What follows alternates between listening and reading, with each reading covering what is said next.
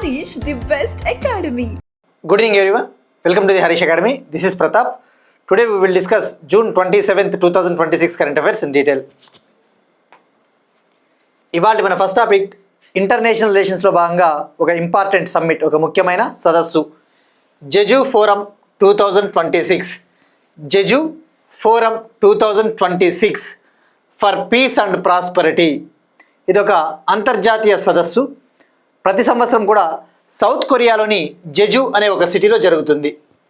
Every year south కొరియాలోని Jeju అనే ఒక సిటీలో జరిగే ఒక ఇంటర్నేషనల్ ఫోరం, ఒక అంతర్జాతీయ సదస్సు అని చెప్పవచ్చు. మరి దీని పూర్తి పేరు చెప్పాలి అంటే Jeju forum for piece and prosperity. Jeju forum for piece and prosperity. మరి ఈ సమ్మిట్లో ఇండియాస్ ఎక్స్టర్నల్ అఫైర్స్ మినిస్టర్, భారతదేశ విదేశాంగ మంత్రి జయశంకర్ గారు పాల్గొని అక్కడ ప్రసంగించడం జరిగింది. అక్కడ తన స్పీచ్ని ఇచ్చారు. మరి ఇక్కడ ఎగ్జామ్ పాయింట్ ఆఫ్ వ్యూలో ఏదైనా ఒక ఇంటర్నేషనల్ సమ్మిట్ కావచ్చు, ఒక అంతర్జాతీయ సమావేశం వార్తల్లో ఉన్నప్పుడు అది ఎప్పుడు జరిగింది, దాని ఉద్దేశం ఏంటి, అది ఎక్కడ జరిగింది, భారతదేశం తరపున ఎవరు పాల్గొన్నారు, ఏమైనా ముఖ్యమైన నిర్ణయాలు తీసుకున్నారో అటువంటి బేసిక్ థింగ్స్ తెలుసుకోవాలి. సో మరి ఇక్కడ ఫస్ట్ ఇది 24th జూన్ నుంచి 26th జూన్ వరకు జరిగింది. 24th జూన్ నుంచి 26th జూన్ వరకు జరిగింది. అంటే ఎస్టర్డే కంప్లీట్ అయ్యింది. ఇది 21వ ఎడిషన్, 21వ అంతర్జాతీయ జెజు ఫోరం మీటింగు. మరి భారతదేశం తరపున విదేశాంగ వ్యవహారాల శాఖ మంత్రి జయశంకర్ గారు పాల్గొన్నారు. దీని ముఖ్య ఉద్దేశం ఏంటి, ఇక్కడ పేర్లోనే ఉంది. మెయిన్ ఆబ్జెక్టివ్ వచ్చేసి ఫర్ పీస్ అండ్ ప్రాస్పరిటీ అన్నాడు. అంటే ప్రపంచవ్యాప్తంగా ముఖ్యంగా ఇండో పసిఫిక్ ఓషన్ ప్రాంతం ఏదైతే ఉందో ఆ ప్రాంతంలో పీస్ని ఏర్పాటు చేయాలి, శాంతిని. ఆ ప్రాంతం అంతా కూడా చాలా సమృద్ధిగా అభివృద్ధి చెందాలి. ప్రాస్పరిటీ అంటే ఫ్లరిష్, డెవలప్మెంట్ అని చెప్పేసి. సో దీని ముఖ్య ఉద్దేశము ఇండో పసిఫిక్ రీజియన్ కావచ్చు, beyond Indo Pacific region, Indo Pacific ప్రాంతమే కాకుండా అంతర్జాతీయంగా శాంతిని, ప్రాస్పరిటీని కల్పించడమే దీని ముఖ్య ఉద్దేశము. సో ఇక్కడ గుర్తుపెట్టుకోండి, ఎన్నవ ఎడిషన్ అంటే 21st edition. So every year జరుగుతుందన్న విషయం గుర్తుపెట్టుకోండి. ఇందులో వివిధ దేశాలకు చెందిన పొలిటికల్ లీడర్సు, డిప్లొమాట్సు, అకాడమిక్స్ హాజరయ్యారు, అటెండ్ అయ్యారు. సో ఇక ఇండో పసిఫిక్ అంటేనే మనకు గుర్తు రావాల్సినది మెయిన్గా క్వాడ్. క్వాడ్ ఏం చెప్తుందండి? క్వాడ్ 4 కంట్రీలు ఉంటాయి కదా. Quadrilateral security dialogue. India, Australia, Japan, America. వీటి ముఖ్య ఉద్దేశం ఏంటి? ఆ ఇండో పసిఫిక్ ప్రాంతాన్ని సురక్షితంగా ఉంచాలి, సేఫ్ నావిగేషన్ కోసము.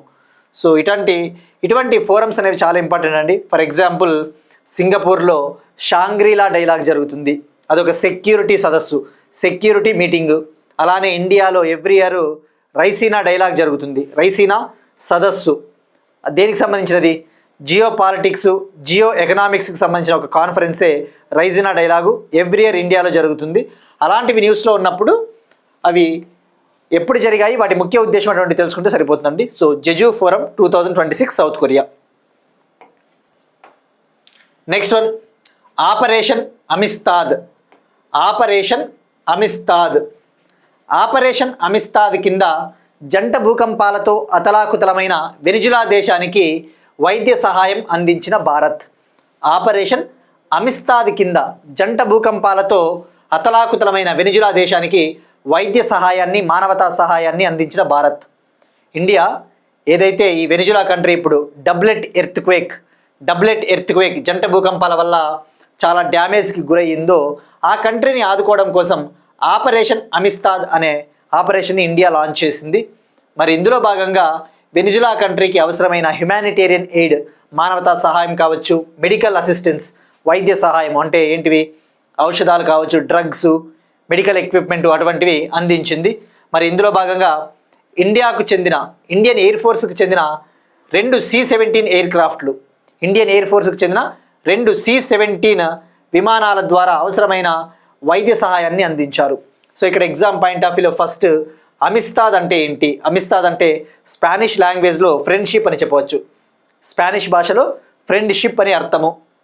మరి మనం చూస్తూ ఉంటాం ఇటువంటి ఆపరేషన్స్ ఇండియా జనరల్గా ఏవైనా దేశాలు ఇటువంటి విపత్కర పరిస్థితుల్లో చిక్కుకున్నప్పుడు అవసరమైన సహాయం అందిస్తూ ఉంటుంది. ఉదాహరణకు ఇండియా 2025 నవంబర్లో శ్రీలంకలో సైక్లోన్ దిత్వా వచ్చింది. దిత్వా అనే ఒక సైక్లోన్. మరి ఆ సైక్లోన్ దిత్వా వల్ల డ్యామేజ్కి గురైన శ్రీలంకను ఆదుకోవడం కోసం ఆపరేషన్ సాగర్ బంధుని లాంచ్ చేసాం మనం. ఆపరేషన్ సాగర్ బంధుని లాంచ్ చేసాం. సో అట్లా మనకి ఐడియా ఉండాలండి. మరి ఏమందించారు వెనిజులాకి అంటే ఇప్పుడు ఇందులో భాగంగా భీష్మ క్యూబ్ అనే ఒక పోర్టబుల్ మెడికల్ ఎక్విప్మెంట్ని అందించారు. భీష్మ క్యూబ్ అంటే ఇవి ఒక విధంగా చెప్పాలంటే సింపుల్గా ఎయిర్ క్రాఫ్ట్స్ ద్వారా తరలించే పోర్టబుల్ మెడికల్ ఎక్విప్మెంట్. అంటే ఇది ఒక చిన్న రూమ్ లాంటిది, ఆ క్యూబ్స్ రూపంలో ఉంటాయి. అందులో అవసరమైన మెడికల్ ఎక్విప్మెంట్, మెడికల్ డ్రగ్స్ అన్నీ కూడా అందులో ఉంటాయన్నమాట. సో భీష్మ క్యూబ్స్ని అందించింది. మరి భీష్మ క్యూబ్ అంటే ఇక్కడ abbreviation Bharat health initiative for Sahyog Hita and Maitri. Bharat health initiative for Sahyog Hita and మైత్రి. దీన్ని ఇండియా ఆరోగ్య మైత్రి ప్రాజెక్ట్లో భాగంగా భీష్మ హెల్త్ క్యూబ్స్ని అందించింది వెనిజులా కంట్రీకి అన్న విషయం గుర్తుపెట్టుకోండి. సో నిన్ననే మనం డిస్కస్ చేసుకున్నాం, వెనిజులా కంట్రీలో జంట భూకంపాలు 7.2 మ్యాగ్నిట్యూడ్, 7.5 మ్యాగ్నిట్యూడ్తో 2 భూకంపాలు వితిన్ 1 మినిట్, 1 నిమిషంలోనే సంభవించాయి అని చెప్పేసి. సో ఇది operation Amistad. Next one again మరొక important operation project hack Eye. Amarnath యాత్రకు సెక్యూరిటీని కల్పించడానికి ప్రాజెక్ట్ హాక్ ఐను ప్రారంభించిన జమ్మూ కాశ్మీర్ పోలీసులు. అమర్నాథ్ యాత్రకు అవసరమైన భద్రతను కల్పించడానికి ప్రాజెక్ట్ హాక్ ఐను లాంచ్ చేసిన Jammu and Kashmir police launch project hack eye for Amarnath Yatra security. మనం ఇటీవల డిస్కస్ చేసుకున్నాం. అమర్నాథ్ యాత్ర అనేది హిందువులకి ఒక ప్రధానమైన పుణ్యక్షేత్ర పర్యటన. అమర్నాథ్ యాత్ర జమ్మూ కాశ్మీర్లోని అనంతనాగ్ డిస్టిక్లో ఈ అమర్నాథ్ శివలింగం ఉంటుంది. మంచుతో సహజసిద్ధంగా ఏర్పడే శివలింగము, ఐస్ ఫార్మ్డ్ శివలింగ అని చెప్పవచ్చు. మరి మనం చూస్తూ ఉన్నాం, లాస్ట్ ఇయర్ పెహల్గాం ఉగ్రదాడి జరిగిన తర్వాత ముఖ్యంగా అనంతనాగ్ డిస్టిక్లో పోలీసుల భద్రత ఎక్కువైంది. అమర్నాథ్ యాత్రకు కూడా ఈ టెర్రరిస్టుల నుంచి థ్రెట్ ఉంటుందని చెప్పేసి జమ్మూ అండ్ కాశ్మీర్ పోలీసులు ప్రాజెక్ట్ హాక్ ఐని లాంచ్ చేశారు. మనం ఇటీవల డిస్కస్ చేసుకున్నాం, అమర్నాథ్ యాత్ర జూలై 3 నుంచి ప్రారంభం కాబోతా ఉంది. అమర్నాథ్ యాత్రకు అవసరమైన సెక్యూరిటీని కల్పించడానికి ఇండియన్ ఆర్మీ ఇటీవలే ఆపరేషన్ శివ అని కూడా లాంచ్ చేసింది. ఆపరేషన్ శివ. మరి ఆపరేషన్ శివాలో భాగంగా దేశంలోనే తొలిసారిగా భారీ స్థాయిలో 55 యాంటీ డ్రోన్ సిస్టమ్స్ని ఏర్పాటు చేసింది. 55 anti drone systems, drone surveillance, డ్రోన్ల ద్వారా నిఘా. సో ఇలాంటివన్నీ కూడా జస్ట్ లింకప్ అండి, కంటిన్యూయేషన్. సో ప్రాజెక్ట్ హాకైలో భాగంగా వీళ్ళు 5 డ్రోన్ యూనిట్స్ని ఏర్పాటు చేశారు ఈ యాత్ర మార్గంలో. సో ఎవరు లాంచ్ చేశారంటే జమ్మూ అండ్ కాశ్మీర్కి సంబంధించిన అనంతనాగ్ పోలీసులు. మరి క్లియర్గా మనం తెలుసుకున్నాం, మంచుతో ఏర్పడే శివలింగం జాగ్రఫీలో ఏమంటారు? స్టాలగ్మైట్ అని చెప్పేసి మనం క్లియర్గా తెలుసుకుందాం. జాగ్రఫీలో జనరల్గా ఇప్పుడు ఒక గుహ ఉంది అనుకుందాం, ఒక కేవ్ గుహ ఉంది. ఆ గుహలోంచి జనరల్గా న్యాచురల్గా వాటర్ డ్రాప్లెట్స్ పడతా ఉంటాయి అనుకుందాం. వాటర్, ఐస్ డ్రాప్లెట్స్, ఈ మంచు బిందువులు పడి ఏమవుతుందంటే సహజసిద్ధంగా ఈ యొక్క భూమి నుంచే ఇట్లా స్ట్రక్చర్స్ ఫార్మ్ అవుతాయి. ఇప్పుడు ఇలా నీటి బిందువులు పడి ఏమవుతాయి, అవి ఘనీభవిస్తాయి. అవి సొలిడిఫైడ్ అయిన తర్వాత ఇట్లా మంచు శివలింగం ఏర్పడుతుంది. ఇటువంటి స్ట్రక్చర్స్నే స్టాలగ్మైట్స్ అంటారు. మనం డిస్కస్ చేసుకున్నాం, జాగ్రఫీలో ఇంపార్టెంట్. అదే కేవ్స్ పైభాగం నుంచి కొన్ని రకాల నిర్మాణాలు కూడా ఆటోమేటిక్గా సహజసిద్ధంగా ఫార్మ్ అవుతాయి. ఉదాహరణకు ఇది కేవ్ అనుకుంటే, కేవ్ యొక్క సీలింగ్ అనుకుంటే, గుహ పైభాగం అనుకుంటే, ఆ గుహ పైభాగంలోనే కొన్ని సహజసిద్ధంగా ఇటువంటి స్ట్రక్చర్స్ ఫార్మ్ అవుతాయి. వాటిని స్టాలక్టైట్ అంటారు. స్టాలక్టైట్ జాగ్రఫీలో మీరు చదువుతారండి ఇలాంటివి. సో ఇది Amarnath Yatra Jammu and Kashmir. Next one, పుదుచ్చేరిలో పునరుద్ధరించిన ముజియన్ కులం చెరువు. ఫినాన్స్ మినిస్టర్ నిర్మలా సీతారామన్ గారు పుదుచ్చేరిలో ముజియన్ కులం అనే ఒక పాండ్ని ప్రారంభించారు. అంటే అది రీస్టోర్డ్ పాండ్, అంటే పునరుద్ధరించబడిన ఒక నీటి కుంట, ఒక చెరువు లాంటిది. మరి ఇక్కడ ఎగ్జామ్ పాయింట్ ఆఫ్ వ్యూలో ఫినాన్స్ మినిస్టర్ నిర్మలా సీతారామన్ గారు ప్రారంభించారు కాబట్టి అది ఎక్కడ ఉందో తెలుసుకోవాలి. సో ముజియన్ కులం అనేది యాక్చువల్లీ ఇది ఇక్కడ మీరు చూస్తే ఇమేజ్లో ఇది ఒక పాండ్ లాంటిదండి. మనం చూస్తూ ఉంటాం కదా టెంపుల్స్కి అలా వెళ్ళినప్పుడు ఆ టెంపుల్స్ ఆవరణలో ఇలాంటి చిన్న చిన్న బాతింగ్ ఘాట్స్ కావచ్చు, నీటి కుంటలు అటువంటివి ఉంటాయి. సో ముజియన్ కులం అనేది పుదుచ్చేరిలో ఉన్న ఒక పాండ్. ఇది ఒక విధంగా చెప్పాలంటే 400 years ఓల్డ్. యాక్చువల్లీ ఇది పల్లవుల కాలం నాటిది. పల్లవుల కాలం నుంచే, పల్లవుల కాలంలోనే దీనికి సంబంధించిన ఆనవాళ్ళు ఉన్నాయి. దీనికి సంబంధించిన రూట్స్ అనేవి పల్లవ పీరియడ్లోనే ఉన్నాయి. కానీ మెయిన్గా దీన్ని 400 years బ్యాక్ డెవలప్ చేశారు. 400 ఏళ్ల కిందట దీన్ని భారీ స్థాయిలో అభివృద్ధి చేశారు. బట్ మెయిన్గా చెప్పాలంటే పల్లవ పీరియడ్లోనే దీన్ని నిర్మించినట్టు కొన్ని శాసనాలు చెప్తా ఉన్నాయి, కొన్ని ఇన్స్క్రిప్షన్స్. బట్ ఎనీవే గుర్తుపెట్టుకోండి, 400 year ఓల్డ్ ముజియన్ కులం అనే ఒక పాండ్ని రీస్టోర్ చేశారు. అంటే దాన్ని జనరల్గా మనం చూస్తూ ఉంటాం, నీటి కుంటలు కావచ్చు, చెరువులు, వీటిని మళ్ళీ పునరుద్ధరిస్తూ ఉంటారు. అందులో ఉన్న పూడికను తీసి, అందులో మట్టి అటువంటి ఉంటాయి కదా, వాటిని తీసి వాటిని పునరుద్ధరిస్తూ ఉంటారు. ఇప్పుడు అలా పునరుద్ధరించబడిన ముజియన్ కులం అనే ఒక పాండ్ని పుదుచ్చేరిలో ప్రారంభించారు. సో గుర్తుపెట్టుకోండి, ఇది 400 year ఓల్డ్. బట్ పల్లవుల కాలం నుంచే దీనికి సంబంధించిన ఆనవాళ్ళు ఉన్నాయన్న విషయం గుర్తుపెట్టుకోండి. మరి దీన్ని ఎవరు పునరుద్ధరించారు అంటే Dhanasundarambal charitable trust, Dhanasundarambal charitable trust help సహాయంతో దీన్ని రీస్టోర్ చేశారు, పునరుద్ధరించారు. మరి ఎక్కడ ఇది ఉంది అంటే పుదుచ్చేరిలోని పూరన్ కుప్పం అనే ప్రాంతంలో, పుదుచ్చేరిలోని పూరన్ కుప్పం అనే ప్రాంతంలో ఆ పాండ్ ఆ గ్రామానికి అవసరమైన డ్రింకింగ్ వాటరు, అవసరమైన ఇరిగేషన్ వాటర్ అందిస్తుంది, తాగునీరు, సాగునీరు అందిస్తుంది. సో మరి ఇక పుదుచ్చేరి ఇటీవలే మనం డిస్కస్ చేసుకున్నాం. పుదుచ్చేరి చీఫ్ మినిస్టర్ వచ్చేసి ఎన్ రంగస్వామి, పుదుచ్చేరి లెఫ్టినెంట్ గవర్నర్ వచ్చేసి కె కైలాసనాథన్ గారు. Next one, Telangana current affairs. తెలంగాణకు తదుపరి చీఫ్ సెక్రటరీగా సంజయ్ జాజు, తెలంగాణ స్టేట్కి నెక్స్ట్ చీఫ్ సెక్రటరీగా సంజయ్ జాజు, ఈయనని తెలంగాణ గవర్నమెంట్ అపాయింట్ చేసింది. ప్రస్తుతం తెలంగాణ గవర్నమెంట్కి చీఫ్ సెక్రటరీగా కె రామకృష్ణారావు గారు ఉన్నారు. ఈయన June 30 రిటైర్ కాబోతూ ఉన్నారు. ఈయన తర్వాత సంజయ్ జాజు గారు చీఫ్ సెక్రటరీగా పదవి బాధ్యతలు చేపట్టబోతూ ఉన్నారు. మరి ఈయన 1992 బ్యాచ్కి చెందిన ఐఏఎస్ ఆఫీసర్, 1992 బ్యాచ్కి చెందిన all India services officer. So senior bureaucrat. So ఇది ఫ్యాక్ట్ అండి. డైరెక్ట్గా తెలంగాణకు తదుపరి చీఫ్ సెక్రటరీ ఎవరు అంటే Sanjay Jaju. Next one, Andhra Pradesh current affairs. Air bound కంపెనీతో ఏపీ డ్రోన్ కార్పొరేషన్ అవగాహన ఒప్పందం. ఎయిర్ బౌండ్ కంపెనీతో ఏపీ డ్రోన్ కార్పొరేషన్ ఒక అగ్రిమెంట్ కుదుర్చుకునింది. ఎయిర్ బౌండ్ అనేది బెంగళూరుకు చెందిన ఒక ఏరోస్పేస్ కంపెనీ, కర్ణాటకలోని బెంగళూరుకు చెందిన ఒక ఏరోస్పేస్ కంపెనీ. ఈ కంపెనీతో ఆంధ్రప్రదేశ్ డ్రోన్ కార్పొరేషన్ ఒక అగ్రిమెంట్ కుదుర్చుకునింది. మరి ఈ అగ్రిమెంట్ ముఖ్య ఉద్దేశం ఏంటి? పేరులోనే ఉంది, డ్రోన్ కార్పొరేషన్ అగ్రిమెంట్ కుదుర్చుకునింది కాబట్టి ఇది డ్రోన్ల డెవలప్మెంట్కి సంబంధించిన ఒక అగ్రిమెంట్. మరి దీని ముఖ్య ఉద్దేశం వచ్చేసి ఆంధ్రప్రదేశ్ క్యాపిటల్ అయిన అమరావతి ప్రాంతంలో డ్రోన్ డెలివరీ నెట్వర్క్ను డెవలప్ చేయాలి అన్న ఉద్దేశంతో ఈ అగ్రిమెంట్ను న్యూఢిల్లీలో కుదుర్చుకుంది ఆంధ్రప్రదేశ్ ప్రభుత్వం. ఆంధ్రప్రదేశ్ క్యాపిటల్ అమరావతి రీజియన్ పరిధిలో డ్రోన్ డెలివరీ నెట్వర్క్ను అభివృద్ధి చేయాలన్న ఉద్దేశంతో ఈ యొక్క అగ్రిమెంట్ కుదిరింది. మరి ఎవరి సమక్షంలో ఈ అగ్రిమెంట్ కుదిరిందంటే యూనియన్ సివిల్ ఏవియేషన్ మినిస్టర్, పౌర విమానయాన శాఖ మంత్రి కె రామ్మోహన్ నాయుడు గారి సమక్షంలో AP drone corporation CMD Geetanjali Sharma garu మరియు air bound company CEO Naman Pushp గారి మధ్య ఈ అగ్రిమెంట్ కుదిరింది. మరి ఇక్కడ మనం చూస్తూ ఉన్నాం, ఆల్రెడీ డ్రోన్స్కి సంబంధించి డ్రోన్స్ని వివిధ రకాలుగా యూజ్ చేస్తూ ఉన్నారు. మెడికల్ సెక్టార్లో యూజ్ చేస్తూ ఉన్నారు. ఏదైనా అవసరమైన ఇప్పుడు ఫర్ ఎగ్జాంపుల్ విపత్తులు వచ్చాయనుకుందాం, డిజాస్టర్స్, ఆ టైంలో అవసరమైన మెడిసిన్స్ కావచ్చు, అవసరమైన ఆహార పదార్థాలు, ఫుడ్ సప్లైస్, అటువంటి వాటిని అందించడానికి ఈ డ్రోన్స్ని ఆల్రెడీ యూజ్ చేస్తూ ఉన్నారు. ఆంధ్రప్రదేశ్ ప్రభుత్వము ఈ యొక్క డ్రోన్ ఆధారిత అంబులెన్స్లను కూడా లాంచ్ చేయబోతోందని చెప్పేసి కూడా మనం గతంలోనే తెలుసుకున్నాం, రైట్?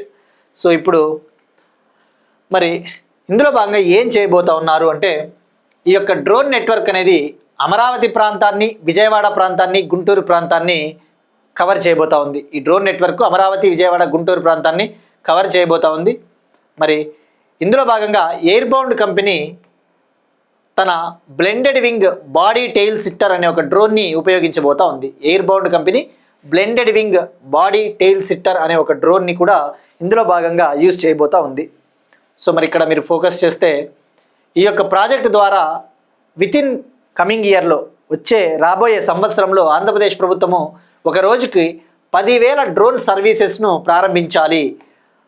రాబోయే సంవత్సరంలో ఈ యొక్క ప్రాజెక్టు ద్వారా ఒక రోజుకి 10,000 డ్రోన్ సర్వీసెస్ను అందించాలి అని చెప్పేసి టార్గెట్ పెట్టుకునింది ఏపీ గవర్నమెంట్.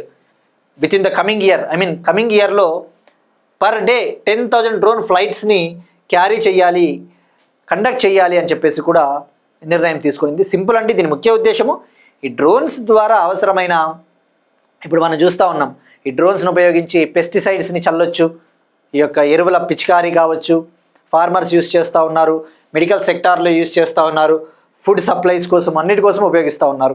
ఇక భారతదేశంలోనే మొట్టమొదటి డ్రోన్ సిటీని కర్నూలు జిల్లాలోని ఓర్వకల్లులో నిర్మిస్తూ ఉన్నారు. India's first drone city is being built at Orvakallu, Kurnool district.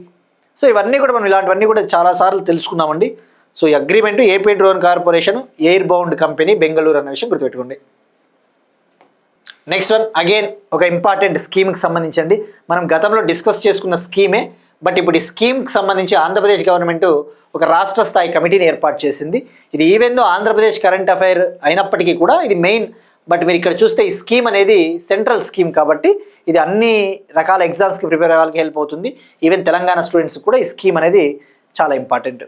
Bhavya scheme పర్యవేక్షణకు రాష్ట్ర స్థాయి కమిటీని ఏర్పాటు చేసిన ఆంధ్రప్రదేశ్ ప్రభుత్వం.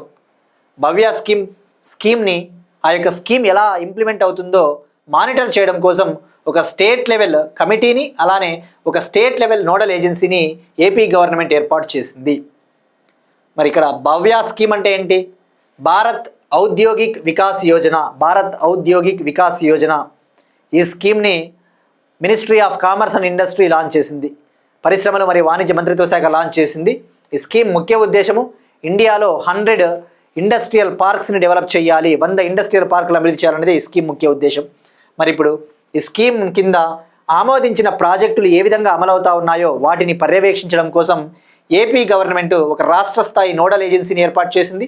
అలానే ఒక రాష్ట్ర స్థాయి కమిటీని ఏర్పాటు చేసింది. రాష్ట్ర స్థాయి నోడల్ ఏజెన్సీగా ఏపీఐఐసిని నియమించింది. రాష్ట్ర స్థాయి నోడల్ ఏజెన్సీగా Andhra Pradesh industrial infrastructure corporation APIIC సంస్థని నియమించింది. To implement the Bhavya scheme in the state, Andhra Pradesh government appointed state level nodal agency. ఆ నోడల్ ఏజెన్సీ ఏదంటే ఏపీఐఐసి, ఒక స్టేట్ లెవెల్ కమిటీ. మరి ఆ స్టేట్ లెవెల్ కమిటీకి చైర్మన్ ఎవరు ఉంటారంటే ప్రభుత్వ ప్రధాన కార్యదర్శి. ఈ స్టేట్ లెవెల్ కమిటీకి చైర్మన్గా ఆంధ్రప్రదేశ్ గవర్నమెంట్ చీఫ్ సెక్రటరీ ఉంటారు. ఇందులో సభ్యులుగా వివిధ శాఖలకు సంబంధించిన సెక్రటరీలు ఉంటారు. ఉదాహరణకు revenue department, transport R&B department, municipality department, electricity, ఆర్థిక ఫైనాన్స్, జలవనరులు వాటర్ రిసోర్సెస్, ఇండస్ట్రీసు, పెట్టుబడులు మౌలిక వసతులు, investments and infrastructure, administration, planning, IT డిపార్ట్మెంట్లకు సంబంధించిన చీఫ్ సెక్రటరీ ప్రధాన కార్యదర్శులు వాళ్ళు కూడా ఇందులో సభ్యులుగా ఉంటారు. సో ఇక్కడ గుర్తుపెట్టుకోండి సింపుల్గా, రాష్ట్ర స్థాయి నోడల్ ఏజెన్సీ అంటే ఏపీఐఐసి, రాష్ట్ర స్థాయి కమిటీకి చైర్మన్గా అంటే ప్రభుత్వ ప్రధాన కార్యదర్శి. సో మరి ఇక్కడ ఫోకస్ చేయాల్సింది భవ్య స్కీమ్. భవ్య స్కీమ్ గురించి మరొకసారి తెలుసుకోవాలండి, ఎందుకంటే మనము డిస్కస్ చేసుకున్నప్పటికీ కూడా మళ్ళీ వార్తల్లో కూడా తెలుసుకోవాలి. దీన్ని అమలు చేసే మంత్రిత్వ శాఖ ministry of commerce and industry. దీని ముఖ్య ఉద్దేశం దేశవ్యాప్తంగా 100 ప్లగ్ అండ్ ప్లే ఇండస్ట్రియల్ పార్క్స్ని డెవలప్ చేయాలి. ఈ యొక్క స్కీమ్ డ్యూరేషన్ 6 years, 6 ఏళ్ల పాటు అమల్లో ఉంటుంది. 2026-27 నుంచి 2031-32 వరకు. దీనికి కేటాయించిన బడ్జెట్ 33,660 crore, 33,660 కోట్లు. ఈ స్కీమ్లో భాగంగా ఏర్పాటు చేయబోయే ఇండస్ట్రియల్ పార్కుల అభివృద్ధి కోసము ఒక ఎకరాకు 1 కోటి వరకు కేంద్ర ప్రభుత్వం అవసరమైన ఆర్థిక మద్దతు అందిస్తుంది. ఈ స్కీమ్ కింద ఏర్పాటు చేయబోయే ఇండస్ట్రియల్ పార్క్స్కు గవర్నమెంట్ ఆఫ్ ఇండియా ఒక ఎకరాకు 1 crore వరకు ఫినాన్షియల్ సపోర్ట్ని అందిస్తుందన్న విషయం గుర్తుపెట్టుకోండి. ఇది ఎనఫ్ అండి. మనం ఆల్రెడీ క్లియర్గా ఈ టాపిక్ గురించి డిస్కస్ చేసుకున్నాం రీసెంట్గానే, very few days back. But మీరు స్క్రీన్ షాట్ తీసుకొని కూడా ఇక్కడ చదువుకోవచ్చు ఇంగ్లీష్ మీడియం ఆస్పిరెంట్స్. ఇక తెలుగు మీడియం ఆస్పిరెంట్స్ వాళ్ళకి ఎలాగో PDF ఇస్తారు కాబట్టి ఇక్కడ తెలుగు మీడియం ఆస్పిరెంట్స్కి మళ్ళీ చెప్పాలనుకుంటామండి, మన క్లాస్కి సంబంధించిన PDF ఏదైతే ఉంటుందో వాట్సాప్లో రీఫ్రెష్ చేయాలి. బట్ వాట్సాప్లో ఏంటంటే పేజెస్ రూపంలో మనకు అందుబాటులో ఉంటుంది. PDF రూపంలో కావాలి అంటే టెలిగ్రామ్లో అన్నా డౌన్లోడ్ చేసుకోవచ్చు, లేదంటే అందరూ తప్పకుండా హరీష్ అకాడమీ అప్లికేషన్ని డౌన్లోడ్ చేసుకోండి. ఆ యాప్లో PDF రూపంలో మీరు ఈ యొక్క PDFని పొందవచ్చు. అదే వాట్సాప్లో అయితే మీకు ఇమేజ్ రూపంలో ఉంటుంది, సరిగా ఉండదు. బట్ మెయిన్ బాగా ఉండాలి అంటే మాత్రం యాప్ని ఇన్స్టాల్ చేసుకోండి. యాప్లో ఫ్రీగా మీరు ఆ PDFని డౌన్లోడ్ చేసుకోవచ్చు. సో ఇది అండి భవ్య స్కీమ్కి సంబంధించి. ఈ భవ్య స్కీమ్ని రాష్ట్ర ప్రభుత్వాలు మరియు ప్రైవేట్ సెక్టార్ సహకారంతో అమలు చేస్తుంది కేంద్ర ప్రభుత్వం. భవ్య స్కీమ్ని స్టేట్ గవర్నమెంట్స్, ప్రైవేట్ సెక్టారుతో కలిపి సెంట్రల్ గవర్నమెంట్ అనేది ఇంప్లిమెంట్ చేస్తుంది. మరి ఇందులో భాగంగా మెయిన్గా గుర్తుపెట్టుకోండి, బడ్జెట్ గుర్తుపెట్టుకోండి. దీనికి కేటాయించిన బడ్జెట్ 33,660 కోట్లు. నెక్స్ట్ వన్, ఒక important operation again digital arrest మోసాలను అరికట్టేందుకు ఆపరేషన్ చక్రా 6ను లాంచ్ చేసిన సిబిఐ. డిజిటల్ అరెస్ట్ మోసాలను అరికట్టేందుకు ఆపరేషన్ చక్రా 6ను లాంచ్ చేసిన central bureau of investigation. Central bureau of investigation country wide, దేశవ్యాప్తంగా ఈ డిజిటల్ అరెస్ట్ ఫ్రాడ్స్ను, సైబర్ క్రైమ్స్ను, ఫైనాన్షియల్ సైబర్ క్రైమ్స్ను కంట్రోల్ చేయడం కోసం ఆపరేషన్ చక్రా 6ని లాంచ్ చేసింది. ఇక్కడ 6 అంటే 6th ఎడిషన్, 6వసారి ఇది లాంచ్ చేసిందని అర్థం. మరి ఇక్కడ first of all digital arrest ఈ టర్మ్ ఏంటి? మొన్న ఏపీ గ్రూప్ 2 మెయిన్స్ 2025 ఫిబ్రవరిలో జరిగిన ఏపీ గ్రూప్ 2 మెయిన్స్లో డైరెక్ట్గా అడిగాడు డిజిటల్ అరెస్ట్ అంటే ఏంటి అని చెప్పేసి. డిజిటల్ అరెస్ట్ అంటే మనం చెప్పుకున్నాం కదండి, ఈ సైబర్ క్రిమినల్స్ ఏం చేస్తారంటే మనకి కాల్స్ చేస్తారు, వీడియో కాల్స్ కావచ్చు, లేదంటే వాట్సాప్ కాల్స్ ద్వారా కాల్ చేసేసి మీరు పలానా స్కామ్లో చిక్కుకున్నారు, సో మీకు ఇంత జైలు శిక్ష పడే అవకాశం ఉంది, మిమ్మల్ని పోలీసులు ఎంక్వైరీ చేయాలి, సో మీరు ఈ డాక్యుమెంట్స్ సబ్మిట్ చేయండి, అది ఇది అని చెప్పేసి నమ్మించి వాళ్ళ దగ్గర సెన్సిటివ్ ఇన్ఫర్మేషన్ కావచ్చు, లేకపోతే మీకు ఇంత ఫైన్ పడింది, ఇంత డబ్బులు మీరు కట్టాల్సి ఉంటుందని చెప్పేసి కూడా అలా మోసం చేస్తారు. అదే డిజిటల్ అరెస్ట్ అంటే మనల్ని డిజిటల్గా దిగ్బంధనం చేస్తారు. సో డిజిటల్గా మనం ఇక ఏం చేయలేము ఇక. సో అది డిజిటల్ అరెస్ట్ అంటే. మరి ఇప్పుడు సిబిఐ ఆపరేషన్ చక్రా 6ని కంట్రీ వైడ్ లాంచ్ చేసింది. ఇందులో భాగంగా ఈ యొక్క ఫైనాన్షియల్ సైబర్ క్రైమ్ నెట్వర్క్ని డిస్మాంటిల్ చేసింది, అంటే వాటిని నాశనం చేయడానికి లాంచ్ చేసిన ఆపరేషన్. ఇందులో భాగంగా 16 స్టేట్స్లో ఈ ఆపరేషన్ నిర్వహించారు. ఆంధ్రప్రదేశ్, తెలంగాణ, పంజాబ్, గుజరాత్, ఢిల్లీ, మహారాష్ట్ర, హర్యానా లాంటి ప్రాంతాలలో నిర్వహించారు. సో సింపుల్ ఆపరేషన్ చక్రా 6 అంటే సైబర్ క్రైమ్స్, డిజిటల్ మోసాలకి వ్యతిరేకంగా అన్న విషయం గుర్తుపెట్టుకోండి. మరి ఫస్ట్ టైం ఎప్పుడు లాంచ్ చేశారు ఆపరేషన్ చక్రాన్ అంటే అక్టోబర్ 2022లో లాంచ్ చేశారు. అది ఫస్ట్. దీన్ని ఆపరేషన్ చక్రాని ఇంటర్పోల్ సహకారంతో లాంచ్ చేశారు. ఇంటర్పోల్ ఏంటి? ఇంటర్నేషనల్ పోలీసింగ్ ఏజెన్సీ ఉంది కదా, ఇంటర్పోల్ నోటీసులు జారీ చేస్తుంటుంది. Silver notice, blue notice, red notice అని చెప్పేసి ఇంటర్నేషనల్ వైడ్ ఉన్న క్రిమినల్స్ని కంట్రోల్ చేయడం కోసం ఇంటర్పోల్ సంస్థ పనిచేస్తుంది. ఆ ఇంటర్పోల్ సహకారంతో ఆపరేషన్ చక్రాని అమలు చేస్తుంది సిబిఐ అనే విషయం గుర్తుపెట్టుకోండి. అంటే ప్రపంచవ్యాప్తంగా ఉన్న సైబర్ క్రైమ్ నేరగాళ్ళని పట్టుకోవాలి అంటే ఇంటర్పోల్ లాంటి సంస్థల సహకారం అవసరం. ఇక ఆపరేషన్ చక్రా 2 సెకండ్ ఎడిషన్ని 2023 అక్టోబర్లో లాంచ్ చేసింది. థర్డ్ ఎడిషన్ని 2024 జూలైలో లాంచ్ చేసింది. ఇక 4th ఎడిషన్ని 2025 ఫిబ్రవరిలో లాంచ్ చేసింది. 5th ఎడిషన్ని ఏప్రిల్ 2025లో లాంచ్ చేసింది. మనం లాస్ట్ ఇయర్ ఈ టాపిక్ క్లియర్గా డిస్కస్ చేసుకున్నామండి. నేను అందుకేనండి చెప్పేది ఆస్పిరెంట్స్కి, ఎవరైతే మన కరెంట్ అఫైర్స్ని రెగ్యులర్గా వింటూ ఉంటారో వాళ్ళకి ఈ ఆపరేషన్ చక్రాన్ని చూడంగానే లాస్ట్ ఇయర్ కరెంట్ అఫైర్ గుర్తొస్తుంది. So last year current affair కదా అని చెప్పేసి మీరు అనుకోవాల్సిన అవసరం లేదు. కరెంట్ అఫైర్స్ అనేవి కంటిన్యూటీ ఉంటాయి. కరెంట్ అఫైర్స్ కూడా రిపీటెడ్గా ఇలాంటి ఆపరేషన్స్, ఫర్ ఎగ్జాంపుల్ అంతెందుకు, అమర్నాథ్ యాత్రకు సెక్యూరిటీ కల్పించడానికి ఆపరేషన్ శివాని 2025లో లాంచ్ చేసింది ఇండియన్ ఆర్మీ, ఈ సంవత్సరం కూడా లాంచ్ చేసింది. సో ఇది అండి ఆపరేషన్ చక్ర. ఇక సిబిఐ విషయానికి వస్తే సిబిఐ డైరెక్టర్ ఎవరున్నారండి? ప్రవీణ్ సూద్. ఈయనకి ఇటీవలే భారత ప్రభుత్వం 1 year ఎక్స్టెన్షన్ ఇచ్చింది అని కూడా తెలుసుకున్నాం. 1 సంవత్సరము పొడిగించింది అని చెప్పేసి కూడా తెలుసుకున్నాం. నెక్స్ట్ వన్, ప్రపంచంలోనే మొట్టమొదటి అణు ఉష్ణ ఆధారిత హైడ్రోజన్ ఉత్పత్తి కేంద్రాన్ని ప్రారంభించిన భారత్. ప్రపంచంలోనే మొట్టమొదటి అణు ఉష్ణ ఆధారిత హైడ్రోజన్ ఉత్పత్తి కేంద్రాన్ని ప్రారంభించిన Bharat. India launches world's first nuclear heat based hydrogen production facility. India launches world's first nuclear heat based hydrogen production facility. దీన్ని తమిళనాడులోని కాల్పక్కం ప్రాంతంలో లాంచ్ చేసింది. తమిళనాడులోని కాల్పక్కంలో లాంచ్ చేసింది. మరి ఇక్కడ ఏంటిది? అణు ఉష్ణ ఆధారిత హైడ్రోజన్ ఉత్పత్తి కేంద్రం ప్రపంచంలోనే మొట్టమొదటిది. అంటే ఏంటి? న్యూక్లియర్ ప్రాసెస్లో చాలా న్యూక్లియర్ హీట్ అనేది ప్రొడ్యూస్ అవుతుంది. న్యూక్లియర్ ఎనర్జీని ప్రొడ్యూస్ చేసేటప్పుడు న్యూక్లియర్ హీట్ అనేది చాలా ఉత్పత్తి అవుతుంది. ఆ న్యూక్లియర్ హీట్, ఆ అణు ఉష్ణం ఏదైతే ఉందో, అణు వేడి, దాన్ని ఉపయోగించి హైడ్రోజన్ ఎనర్జీని ప్రొడ్యూస్ చేయవచ్చు, ఉత్పత్తి చేయవచ్చు. తద్వారా కర్బన ఉద్గారాలు కూడా తగ్గుతాయి. As a result green house gas emissions, carbon అటువంటి గ్యాసెస్ కూడా తక్కువ రిలీజ్ అవ్వవు అన్న ఉద్దేశంతో ఇండియా దీన్ని లాంచ్ చేసింది. ఎక్కడ అంటే తమిళనాడులోని కాల్పక్కం. మరి కాల్పక్కం అంటే గుర్తు రావాల్సినది ఇటీవల మనం డిస్కస్ చేసుకున్నాం, fast breeder reactor.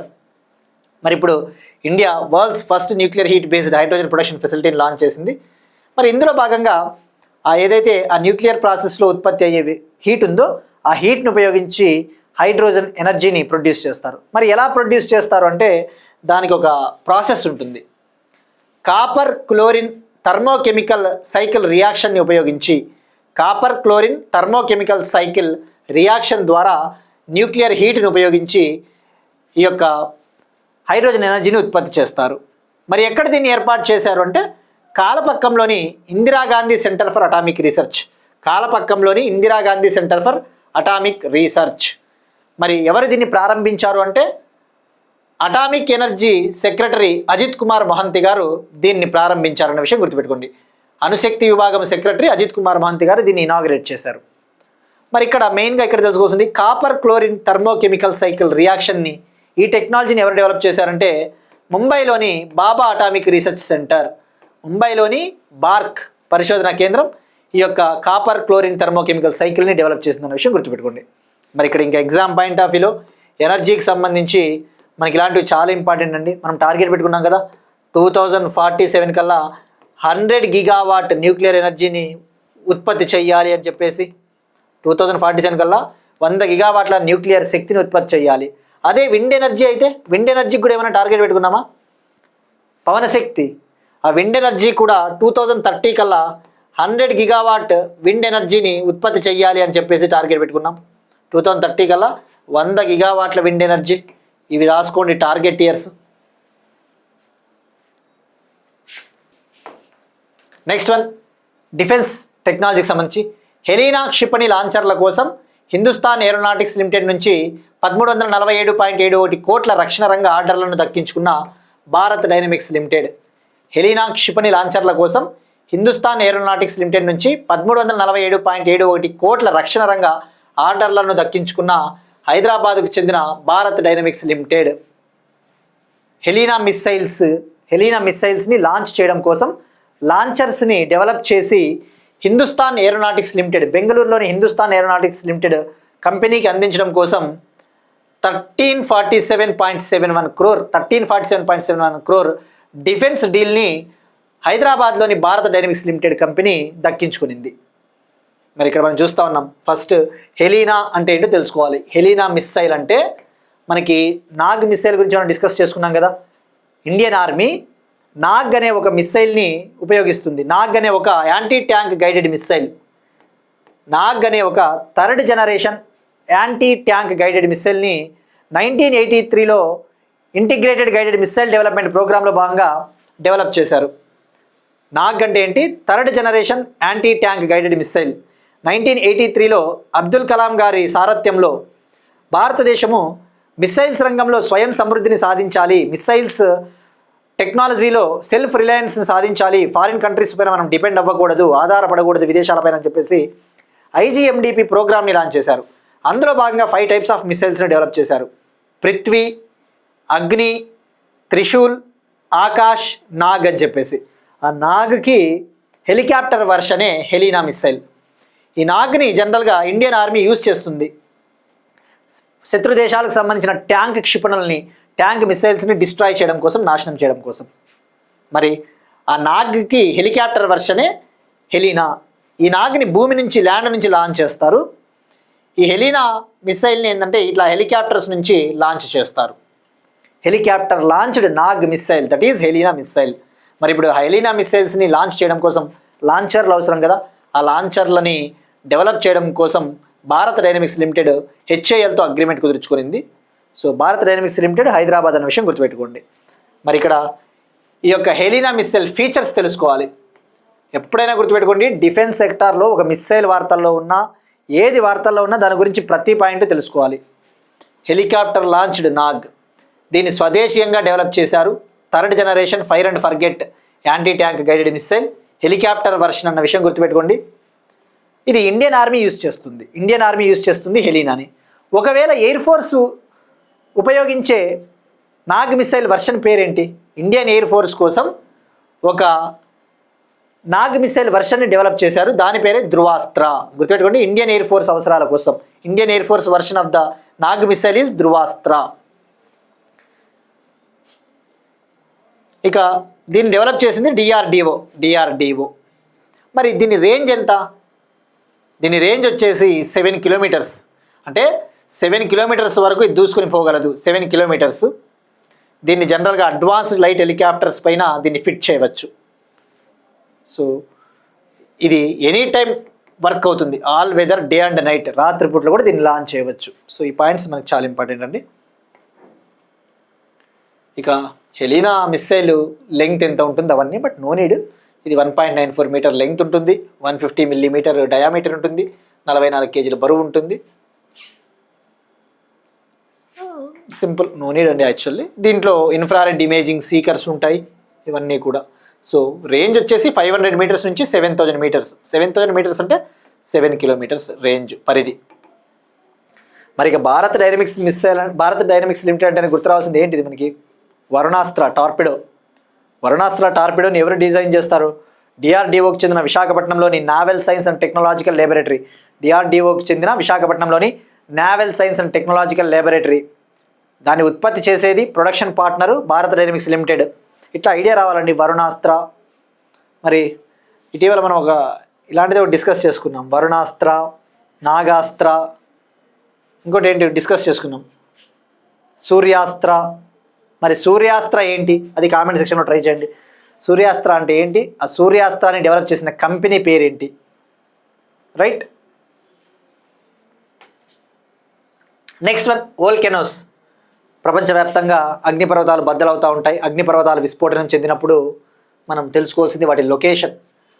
Volcano D Fuego అగ్నిపర్వతం. వోల్కాన్ డి ఫ్యూగో అగ్నిపర్వతం. వోల్కాన్ డి ఫ్యూగో అనే ఒక వోల్కెనో ఎరప్ట్ అయింది, బద్దలైంది, విస్ఫోటనం చెందింది. సో సింపుల్గా మనం తెలుసుకొస్తుంది అది ఎక్కడ ఉంది అంటే గుటెమెలా అనే కంట్రీ. గుటెమెలా ఇది ఎక్కడ ఉంటుంది? మెక్సికో కింద ఉంటుంది. ఈ విధంగా చెప్పాలంటే సెంట్రల్ అమెరికన్ కంట్రీ అని చెప్పవచ్చు. పసిఫిక్ ఓషన్ ప్రాంతంలో ఉంటుంది. మీరు ఇక్కడ చూస్తే మెక్సికో ఉంది. మెక్సికోకి border country Guatemala. Guatemala capital Guatemala city. మరి వోల్కెనోస్ అనేవి మనకి చాలా ఇంపార్టెంట్ కదండి. ప్రపంచంలోనే అత్యంత క్రియాశీలక అగ్నిపర్వతం ఏంటి? Mount Kilauea. World's most active volcano Mount Kilauea. Mount Kilauea ఎక్కడుంది? హవాయి ద్వీపము, America. America. For example Mount Dukono అంటే ఎక్కడ ఉంటుంది? ఇండోనేషియా. Mount Etna, Italy. ఇలాంటి వోల్కెనోస్ అన్నీ కూడా మనం రెగ్యులర్గా డిస్కస్ చేసుకుంటూనే ఉన్నాం. So Volcan de Fuego, Guatemala. మరి ఇక్కడ ఎగ్జామ్ పాయింట్ ఆఫ్ వ్యూలో అసలు ప్రపంచవ్యాప్తంగా మీరు చూస్తే అత్యధికంగా భూకంపాలు సంభవించే ప్రాంతము Pacific ring of fire. Pacific ring of fire ఇలా ఉంటుంది కదా, హార్స్ షూ షేప్లో. పసిఫిక్ రింగ్ ఆఫ్ ఫైర్ అంటే గుర్తు రావాల్సింది. ప్రపంచవ్యాప్తంగా సంభవిస్తూ ఉన్న భూకంపాలలో 90% భూకంపాలు పసిఫిక్ రింగ్ ఆఫ్ ఫైర్లోనే నమోదవుతూ ఉన్నాయి. అంటే ఇండోనేషియా ఇటువంటి కంట్రీలు ఉంటాయి కదా, ద్వీప దేశాలు. World's 90% of the earthquakes are happening in Pacific ring of fire. అలానే ప్రపంచవ్యాప్తంగా యాక్టివ్గా ఉన్న వోల్కెనోస్లో 75% వోల్కెనోస్ ఈ పసిఫిక్ రింగ్ ఆఫ్ ఫైర్లోనే ఉంటాయి. సో దీస్ థింగ్స్ ఎనఫ్ అండి. Volcan de Fuego, Guatemala. Next one, second Pax Silica summit. రెండవ పాక్స్ సిలికా సదస్సు వాషింగ్టన్లో జరిగింది. అమెరికాలోని వాషింగ్టన్లో జరిగిందండి. రెండవ పాక్స్ సిలికా సదస్సు, second Pax Silica summit held in Washington DC, America. మరి ఇందులో ఇండియా జాయిన్ అయ్యింది. మరి ఏంటిది పాక్స్ సిలికా సమ్మిట్? మనం చాలాసార్లు డిస్కస్ చేసుకున్నాం. పాక్స్ సిలికా అనేది ఇది అమెరికా లాస్ట్ ఇయర్ లాంచ్ చేసిన ఒక కార్యక్రమం. 2025లో అమెరికా లాంచ్ చేసిన ఒక ఇనిషియేటివ్, ఒక కార్యక్రమం. దీని ముఖ్య ఉద్దేశం ప్రపంచవ్యాప్తంగా ఆర్టిఫిషియల్ ఇంటెలిజెన్స్ సెక్టార్లో ఉపయోగించే కంప్యూటర్ చిప్స్ కావచ్చు, అన్ని రంగాలలో ఇవాళ రోజున సెమీకండక్టర్ చిప్స్ అనేవి కీలకం. ఆ సెమీకండక్టర్ చిప్స్ని తయారు చేయాలంటే సిలికా అనే ఒక రా మెటీరియల్ అవసరం. సిలికా అనే ఒక ముడి ఖనిజం. మరి ఆ సిలికా అనేది ఎక్కువగా మనకి చైనా లాంటి కంట్రీస్లో ఎక్కువగా ఉంటుంది. ఈ క్రిటికల్ మినరల్స్ ఉంటాయి కదా, కీలకమైన ఖనిజాలు, ఉదాహరణకు లిథియం, నికెల్, గ్రాఫైట్ అటువంటి ఎక్కువగా చైనాలో ఉంటాయి. మరి వాటిపైన ఎక్కువగా చైనా లాంటి కంట్రీలపైన ఆధారపడాలి వాటి కోసం. సో అలా కాకుండా మన దేశాల్లో ఉన్న ఈ యొక్క లిథియం వనరులు కావచ్చు, ఈ సిలికా వనరులను ఉపయోగించుకొని ఈ సిలికా సప్లై చైన్స్ ఏవైతే ఉంటాయో సిలికా నెట్వర్క్ని మనం బలోపేతం చేసుకోవాలని చెప్పేసి అమెరికా లాస్ట్ ఇయర్ లాంచ్ చేసింది. Packs silica is an initiative of America. The main objective is to build the resilient and sustainable silicon chains across the world. మరి ఇప్పుడు ఈ 2వ ప్యాక్స్ సిలికా సదస్సు వాషింగ్టన్ డీసీలో జరిగింది అమెరికాలో. ఇందులో ఇండియాతో పాటు మరో 34 కంట్రీలు అధికారికంగా జాయిన్ అయ్యాయి. ఇండియాతో పాటు 34 మోర్ కంట్రీస్ జాయిన్డ్ అఫీషియల్లీ. మరి ఇక్కడ మనం ఫస్ట్ ఫోకస్ చేసింది ఫస్ట్ సిలికా సమ్మిట్ ఎప్పుడు జరిగిందంటే first packs silica summit December 12, 2025. December 12, 2025 అది కూడా వాషింగ్టన్ డీసీలోనే జరిగింది. ఇప్పుడు 2వది కూడా అమెరికాలోనే జరిగింది అనే విషయం గుర్తుపెట్టుకోండి. మరి 2వ సదస్సు ఎప్పటి నుంచి ఎప్పటివరకు జరిగిందంటే June 25 నుంచి June 26 వరకు. మరి ఇండియాతో పాటు మరికొన్ని కంట్రీలు జాయిన్ అయ్యాయి ఇందులో. Argentina, Chile, Costa Rica, Germany, Greece, Kazakhstan, Netherlands, Panama, European Union కూడా జాయిన్ అయిందన్న విషయం గుర్తుపెట్టుకోండి. ఇండియా యాక్చువల్లీ ఈ సంవత్సరం February 2026లో జరిగిన AI ఇంపాక్ట్ సమ్మిట్లోనే ఇండియా జాయిన్ అవుతా ఉన్నట్టు ప్రకటించింది. ఇప్పుడు అధికారికంగా సైన్ కూడా చేసిందన్న విషయం గుర్తుపెట్టుకోండి. సో ఇది అమెరికా కార్యక్రమం అన్న విషయం గుర్తుపెట్టుకోండి. మరి ఇక్కడ ఆస్పిరెంట్స్కి ఇలా కూడా ఆలోచించాలా, ప్యాక్స్ అంటే ఏంటి? రేపొద్దున స్టేట్మెంట్లలో అది కూడా అడగవచ్చు. ప్యాక్స్ అంటే లాటిన్ భాషలో పీస్ అని అర్థము, శాంతి, ప్రాస్పరిటీ, పీస్, ప్రాస్పరిటీ అని అర్థము. అంటే లాటిన్ భాషలో ప్యాక్స్ అంటే పీస్, శాంతి, ప్రాస్పరిటీ అంటే విరాజిల్లడం అంటారు కదా, విరాజిల్లుతున్నది, విరాజిల్లిన విజయనగరము అలా అంటారు కదా. Prosperity in the sense like అది ఎప్పుడు కూడా ఇక సమృద్ధిగా మనకి దొరకాలి, అది ప్రాస్పరిటీ అంటారు. మరి ఇక్కడ చూసుకుంటే ప్యాక్స్ అంటే లాటినా భాషలో పీసు, ప్రాస్పరిటీ. సిలికా అంటే ఈ యొక్క సిలికాన్ చిప్స్లో ఉపయోగించే ఒక రా మెటీరియల్ అంతే సిలికా. సో అది ప్యాక్స్ సిలికా. మరి దీంట్లో మెంబర్ కంట్రీస్ ఓవరాల్గా ఎన్ని ఉన్నాయంటే ఇప్పుడు మోర్ దాన్ 35 అన్న విషయం గుర్తుపెట్టుకోండి. 35 కంట్రీస్ పైగా ఉన్నాయి. అఫీషియల్ వెబ్సైట్ అనేది దీంట్లో మెంబర్ కంట్రీస్ ఎగ్జాక్ట్గా చూపించలేదండి, బట్ మోర్ దాన్ 35 కంట్రీస్ అన్న విషయం గుర్తుపెట్టుకోండి. మరి ఇంకా ఇందులో ఎటువంటి కంట్రీస్ ఉన్నాయి? అమెరికాతో పాటు Australia member, Australia, Japan, United Arab Emirates, UAE country, Singapore, south Korea, United Kingdom, UK country, ఇవన్నీ కూడా మెంబర్సే. సో అంటే దీన్ని బట్టి అర్థం చేసుకోవచ్చు క్వాడ్ కంట్రీలు మెంబర్స్ ఇందులో. ఆస్ట్రేలియా, జపాన్, ఇండియా, అమెరికా ఇందులో సభ్య దేశాలు అన్న విషయం గుర్తుపెట్టుకోండి.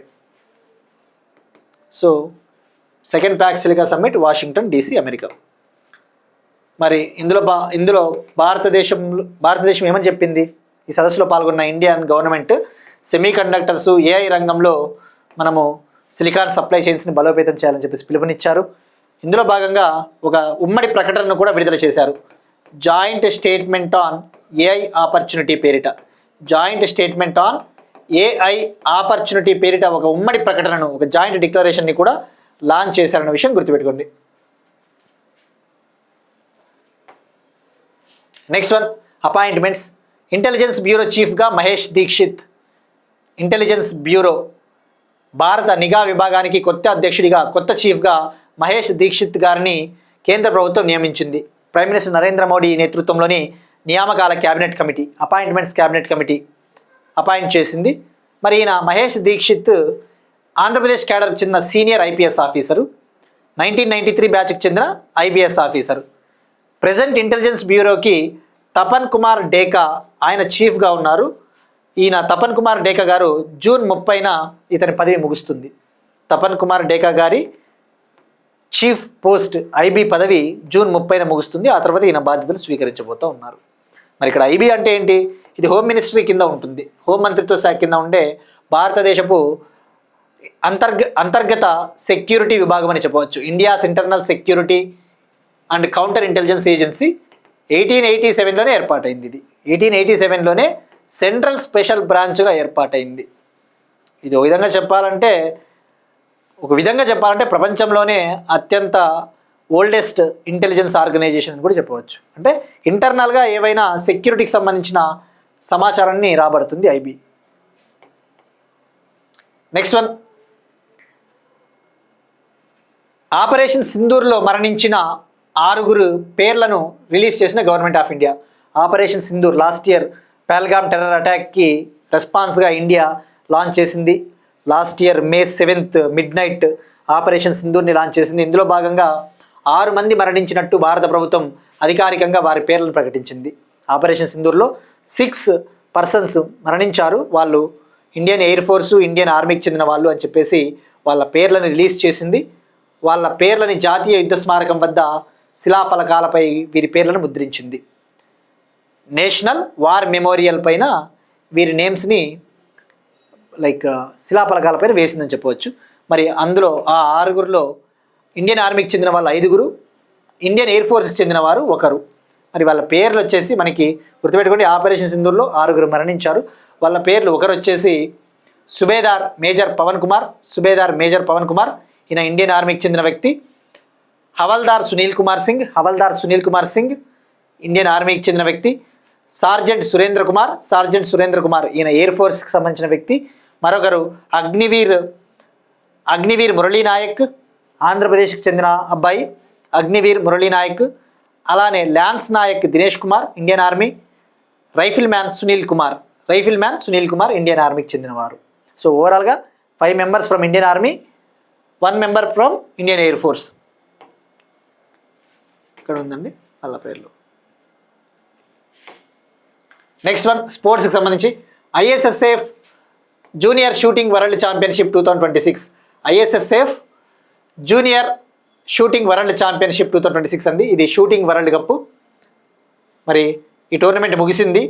జర్మనీలోని సుహల్ అనే సిటీలో జరిగింది. 16th జూన్ నుంచి 26th జూన్ వరకు జరిగింది.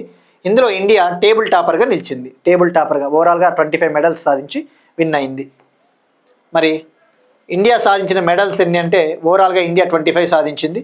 అందులో 7 గోల్డ్, 8 సిల్వర్, 8 రజతాలు, 10 కాంస్య పథకాలు. 7 గోల్డ్, 8 సిల్వర్, 10 బ్రాంజ్, ఓవరాల్గా 25 మెడల్స్. సెకండ్ ప్లేస్లో individual neutral athletes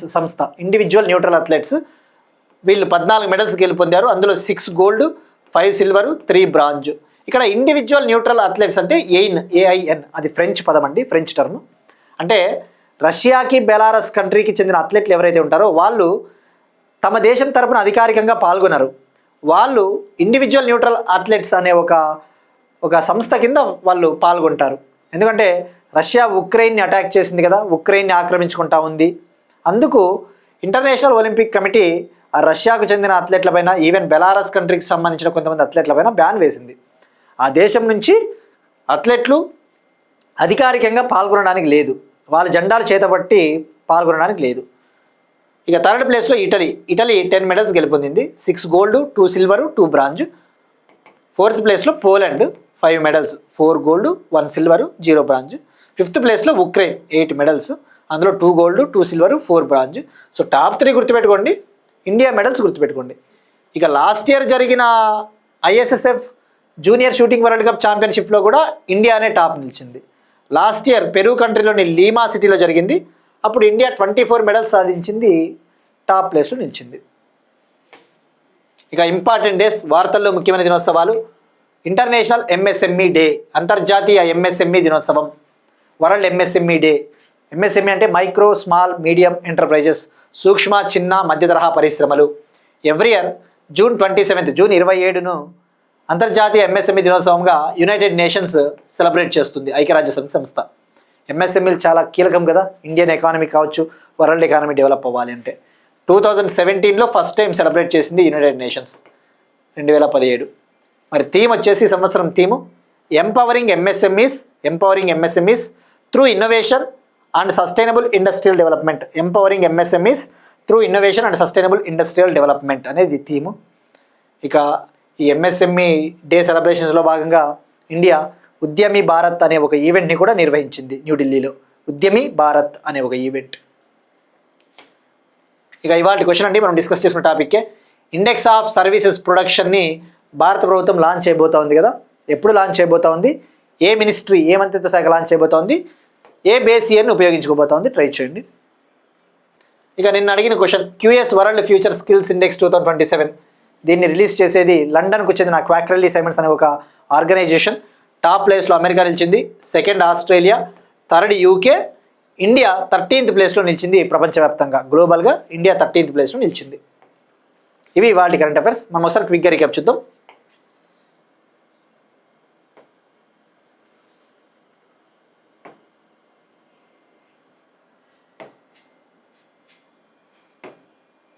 Jeju forum 2026 South Korea, operation Amistad, project hawk eye, ముజియన్ కులం పుదుచ్చేరి, తెలంగాణ తదుపరి chief secretary Sanjay Jaju, air bound కంపెనీతో AP drone corporation agreement, Bhavya scheme పర్యవేక్షణకు రాష్ట్ర స్థాయి కమిటీ ఏర్పాటు చేసిన ఆంధ్రప్రదేశ్ ప్రభుత్వం, డిజిటల్ అరెస్ట్ మోసాలను అరికట్టేందుకు ఆపరేషన్ చక్ర 6 సిబిఐ, ప్రపంచంలోనే మొట్టమొదటి అణు ఉష్ణ ఆధారిత హైడ్రోజన్ ఉత్పత్తి కేంద్రాన్ని ప్రారంభించిన భారత్, హెలినా క్షిపణి లాంచర్లు,